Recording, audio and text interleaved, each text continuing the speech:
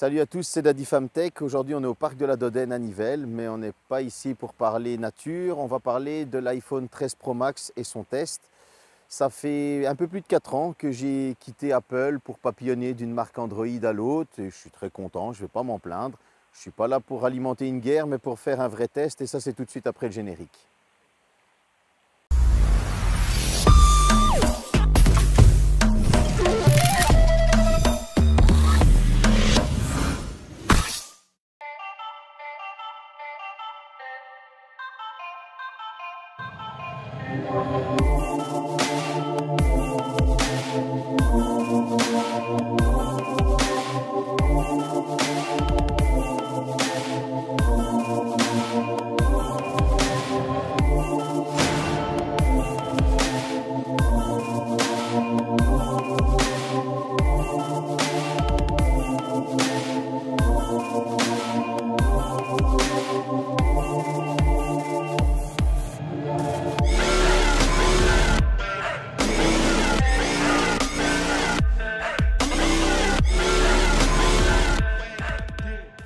À l'arrière de cet iPhone, on va retrouver 3 capteurs photo de 12 mégapixels, un téléobjectif avec une ouverture de 2.8, un ultra grand angle avec une ouverture de 1.8 et un wide avec une ouverture de 1.5. Il a aussi une batterie de 4352 mAh, charge rapide 25 watts et MagSafe 15 watts.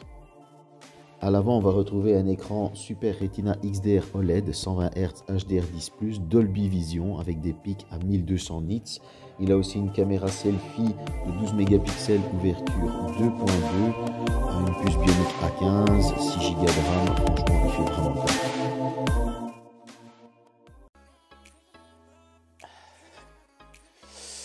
Ouais, je me suis fait un petit kiff là, comme si j'arrivais sur la keynote. Qui ne rêverait pas d'arriver aux côtés de professionnels d'Apple ou même d'une autre marque? Ça fait toujours plaisir en tant que fan de tech. Donc voilà, après cette présentation des specs de notre petit iPhone 13 Pro Max, nous allons directement aller sur le test du son. Alors ça a été enregistré au micro-cravate, je suis désolé, j'ai pas le matos, hein, je suis pas un assez gros youtubeur pour ça. Mais en tout cas, voilà, je vous donnerai mon ressenti juste après et ce que je peux vous dire, c'est que le son est très bon. A tout de suite. Bon, nous voilà pour l'éternel test du son. Donc là, je vais mettre le son, musique libre de droit comme d'habitude. Et on va voir ça tout de suite.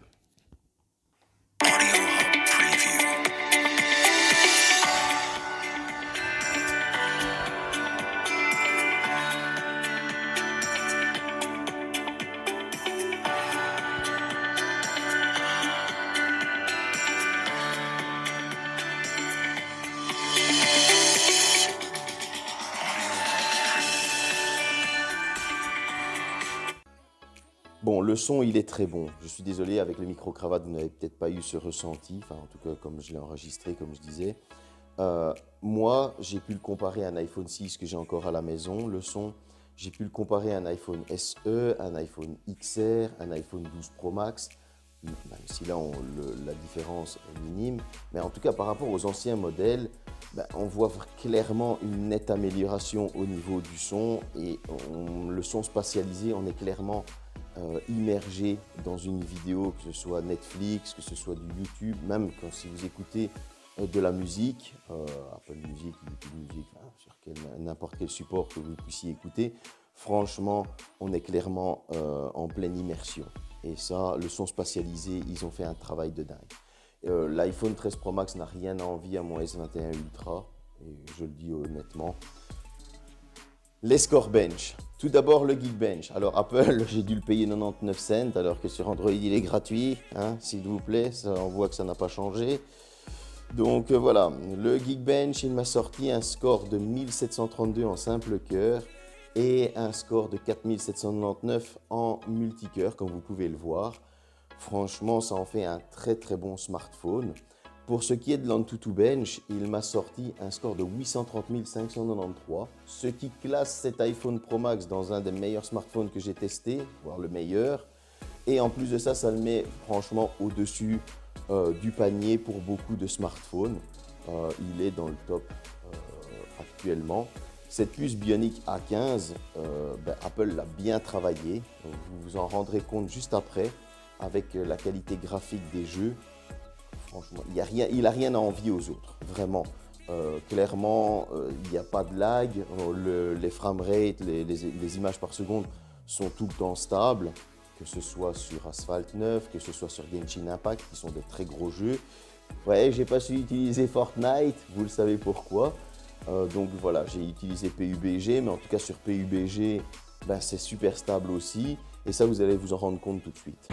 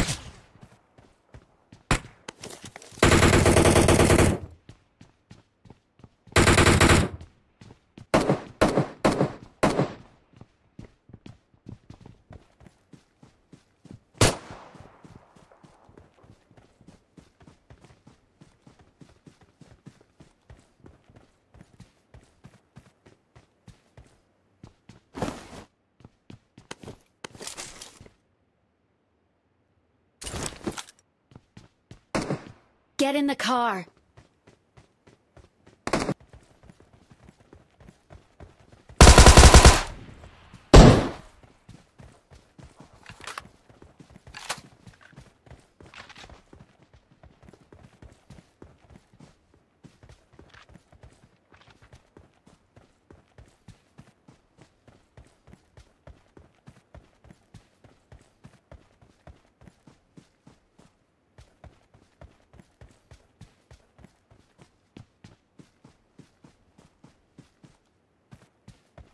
I need a scope.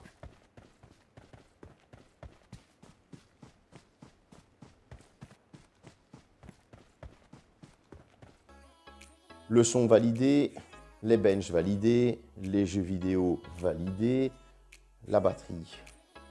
Merci Apple, merci. Enfin partir le matin, oublier son câble et tenir une journée avec un iPhone. Merci, parce que tu pars le matin avec tes 40% ou 45%, avant tu n'aurais jamais osé. Jamais, tu aurais fait demi-tour, tu aurais été chercher ton câble, tu aurais déjà téléphoné à tes collègues pour demander s'ils avaient un câble avec eux. Maintenant, tu pars avec ton 40%, 45%, tu finis ta journée et ça fait super plaisir. En utilisation polyvalente, j'ai tenu 50 heures. 50 heures. Et quand je dis polyvalente, c'était message, appel, SMS. Et quand je dis message, c'est WhatsApp, etc. SMS, du Facebook, de l'Instagram, du Twitter. Enfin, vraiment du polyvalent. Et j'ai tenu 50 heures. Et en mode hardcore, avec le jeu vidéo, de la vidéo, du son, enfin de la musique, j'ai tenu presque 36 heures. Et il y avait des bench tests dedans qui bouffent de la batterie. Donc, presque 36 heures. Et là aussi, ça fait plaisir. Seul point noir, la charge de 20 watts. On aurait aimé une petite charge de 50 ou 65 watts. Ça aurait fait plaisir. Et que le petit chargeur soit dans la boîte. Parce que vous le savez, vous avez beau sortir une nouvelle technologie, on s'en fout qu'on a l'ancien chargeur. On va quand même aller chercher le nouveau. Donc ça fait quand même encore une boîte et ça fait quand même un chargeur qui va traîner, qu'on ne va plus utiliser, l'ancien. Voilà quoi. Donc pour l'écologie, remettez-le dans la boîte, ça ne change rien, vraiment. Et bon, le câble, un petit USB type C, ça aurait été fun. Voilà. Mais en tout cas, la batterie, elle est validée. Pour moi, elle tient clairement la route. Bon, parlons un peu de cet écran de l'iPhone 13 Pro Max. Alors, c'est du Super Retina XDR avec de la HDR, forcément. En mode standard, il va nous sortir 1000 nits. En mode HDR, il sortira 1200 nits. Ce qui en fait quand même un des écrans les plus lumineux du marché. Et il est 120 Hz, adaptatif. Il peut descendre jusqu'à 10 Hz, ce qui va lui permettre d'économiser cette fameuse batterie avec laquelle on tient 50 heures, comme je vous ai dit. Autant avant, en 60 Hz grâce à iOS, l'écran était très fluide. Autant maintenant, franchement, c'est un pur régal. Non seulement l'écran est magnifique, mais en plus de ça, avec cette fluidité du 120 Hz, honnêtement, voilà, il n'y a rien à rajouter. Cet écran, il est juste au top. Bon, passons à la photo et la vidéo. Avant de vous envoyer ce que j'ai pris comme photo, vidéo, etc., je vais vous expliquer le photographic style, qu'on va appeler style, pour différencier les filtres. Comme certains l'ont dit, moi je ne suis pas d'accord avec eux quand ils expliquent que le filtre, c'est la même chose que le style. Non, ça n'a rien à voir. Un filtre, vous prenez une photo, c'est comme si vous mettiez une couche de vernis sur cette photo et c'est appliqué de la même manière à tous les éléments de la photo. Le style, c'est totalement différent. En fait, le machine learning de l'iPhone 13 Pro et 13 Pro Max va décomposer, comme vous pouvez le voir dans la petite vidéo que j'ai prise chez Apple, va décomposer l'image, va détecter s'il y a une ou deux personnes, les différents éléments et va appliquer différemment le style à chaque élément de la photo, ce qui va lui donner un rendu franchement tip-top. Le défaut du style, c'est que si vous utilisez par exemple un style dans votre salon et qu'ensuite vous allez aller dehors, ce style ne va pas donner de la même manière que dans votre salon et il faudra choisir autre chose pour avoir un autre rendu. Voilà, ça ce sera à vous, selon vos goûts, de les appliquer, mais en tout cas moi c'est ce que j'ai ressenti. Je vous envoie tout de suite la Full HD+, la Full HD, pardon, 60 images par seconde et la 4K 60 images par seconde.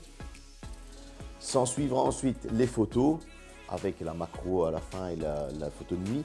Ensuite, on reviendra ici, je vous donnerai mon avis sur les photos et on parlera du mode réalisateur. A tout de suite.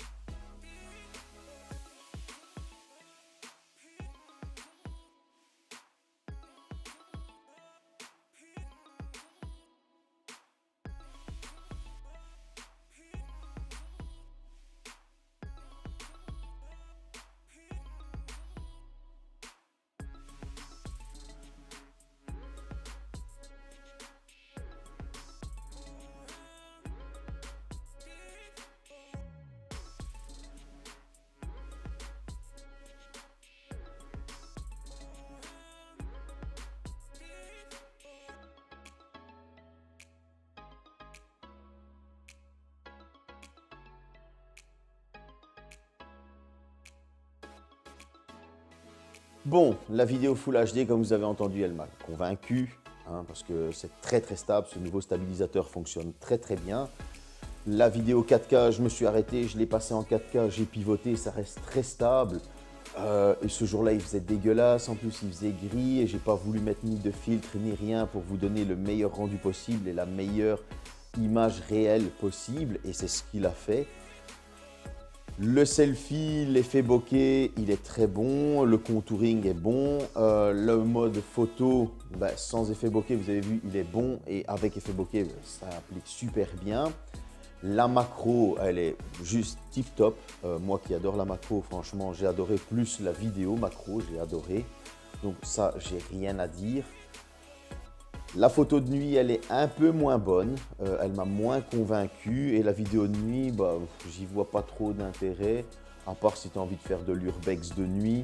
Mais moi, voilà, je veux dire, j'ai filmé pour vous montrer, mais c'était pas pour dénigrer l'iPhone, c'est juste parce que moi, je vois pas d'intérêt de filmer en nuit. Ou alors, vous voudriez filmer en basse luminosité dans une soirée entre potes, c'est possible. Mais en tout cas, voilà, ça m'a pas trop convaincu. La photo, une fois, comme l'ultra grand angle, le rendu est très bon, pas de photographic style, pas de filtre. Voilà, il a rendu la scène telle qu'elle était, et ça franchement c'est bravo. La photo en x2 et en x3 de même. Par contre, la photo zoom x5, 4, 5 et 10, voilà, Apple a toujours cette tendance à appliquer des tons pastels un peu fades qui n'arrivent pas à convaincre. S'ils utilisaient le système binning, comme mon Samsung fait par exemple, il y aurait franchement, ce zoom x5, x10 serait juste top. Il serait beaucoup mieux. Mais je vais me répéter par rapport à ce que je dis toujours avec les tests de photos smartphone. Si vous voulez du zoom x5, x10, x20, achetez-vous un réflexe. Allez, on passe à la vidéo réalisateur.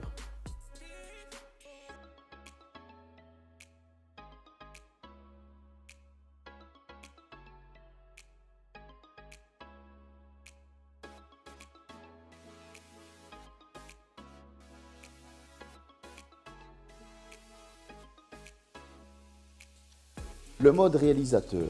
Le mode réalisateur, moi, c'est un mode qui m'a bien plu, dans le sens où vous pouvez, dans chaque scène, zoomer sur un élément arrière et qui va mettre en flou la personne ou l'objet qui est en avant-scène. Et il y a moyen de faire de chouettes choses. Maintenant, je ne suis pas un réalisateur, donc voilà, il va falloir bien poser les choses, etc. Mais en tout cas, moi, je trouvais que c'était assez sympa et il y a moyen de faire vraiment des chouettes petites choses. Ici, on a fait le tour de l'iPhone. Avant de vous donner ma conclusion, passons aux qualités et aux défauts de cet iPhone. Alors, la puce Bionic A15, ouais, c'est une grosse qualité. L'écran, il est juste sublime, c'est une qualité. La batterie, mon Dieu, franchement, ça c'est de sa plus grosse qualité. Le design qui franchement ne vieillit pas est une grosse qualité aussi. Dans les défauts, pas d'USB type C, un chargeur 20 watts et on pourrait avoir mieux et il pourrait être dans la boîte. La photo, je la mets en défaut parce que elle est belle, elle est top, mais elle pourrait être ultra, comme mon S21.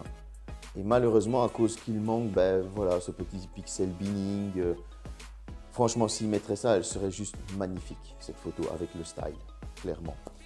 Et alors, en dernier point, défaut, je le mets entre parenthèses, Apple est un peu à la traîne. Il tarde à sortir le 120 Hz, même si je sais bien qu'ils ont cette manière de penser, on attend que la technologie soit vraiment posée et qu'elle fonctionne et que quand on l'aura dans un iPhone, elle va fonctionner tip-top. Des fois, j'ai ce regret de Steve Jobs qui, lui, essayait d'innover et d'avancer plus loin. Vous allez me dire, ouais, tu vis dans le passé avec Steve. Mais voilà, j'ai 42 ans, j'ai vu Steve Jobs lancer des choses, innover avec certaines choses. Et je trouve que Apple est un peu à la traîne, alors que si il se mettait vraiment au même niveau que les autres en même temps, voilà, il y aurait cette différence qui fait que... Je vous retrouve tout de suite dans le parc pour la conclusion. J'espère que ma petite scène vous a plu. Bon, ma conclusion sur cet iPhone 13 Pro Max. On va repasser encore une fois les specs, le 120 Hz, et franchement c'est une totale réussite sur cet iPhone parce que iOS était déjà fluide en 60 Hz, il est encore plus fluide en 120 Hz.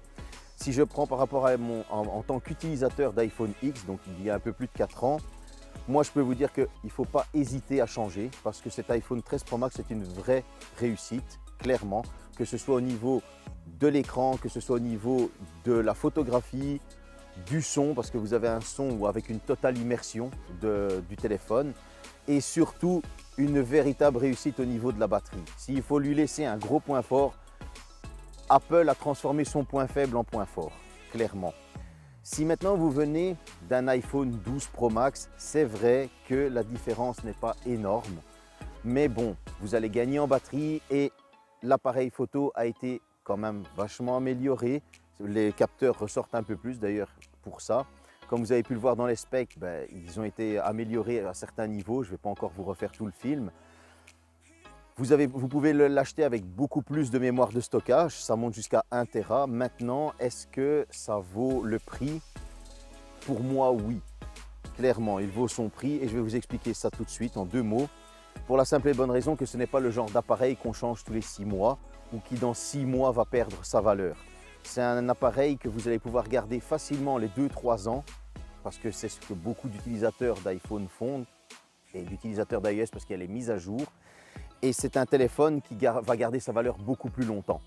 Et ça restera toujours un point fort de chez Apple. Voilà ma conclusion. J'espère que cette vidéo vous a plu. N'oubliez pas de vous abonner, d'activer la petite cloche et de me mettre un pouce. À bientôt.